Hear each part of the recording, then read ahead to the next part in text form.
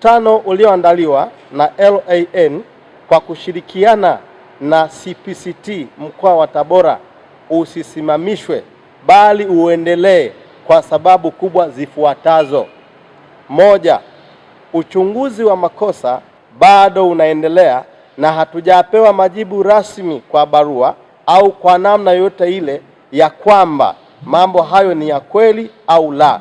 Hivyo tunapongoja uthibitisho huo, tunaomba mkutano huu uweze kuendelea kwa ajili ya faida ya wananchi wa mkoa wa Tabora kwa ujumla.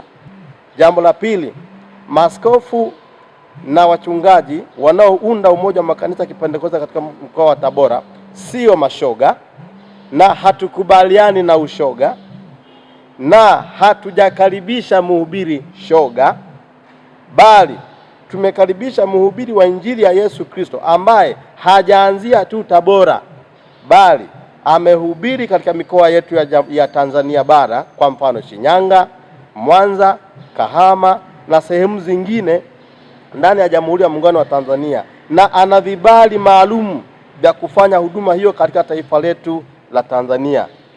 Na si hivyo tu, yeye mwenyewe anapingana na anakemea ushoga, na tuna ushahidi wa baadhi ya mahubiri yake katika kukemea ushoga.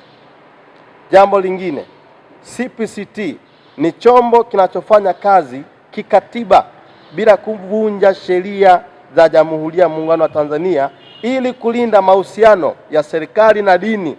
Hivyo tunaomba vyombo vya habari na kamati za ulinzi na usalama ngazi ya wilaya na ngazi ya mkoa muendelee kutoa ushirikiano wa kutosha tunapoendelea katika mkutano huu na tunapoendelea kuihudumia jamii yetu katika mkoa wa Tabora kupitia mkutano huu wa ALN.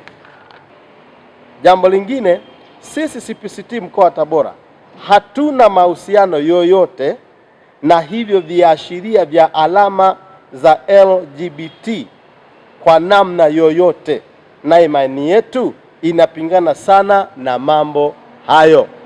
Moja ya kazi muhimu ambayo inafanywa na CPCT, yani Baraza la Makanisa ya Kipentekoste katika mkoa wa Tabora na nchi nzima, ni kushirikiana na serikali katika kuimarisha umoja na mshikamano katika taifa letu, kati ya serikali, viongozi wa dini na wananchi kwa ujumla.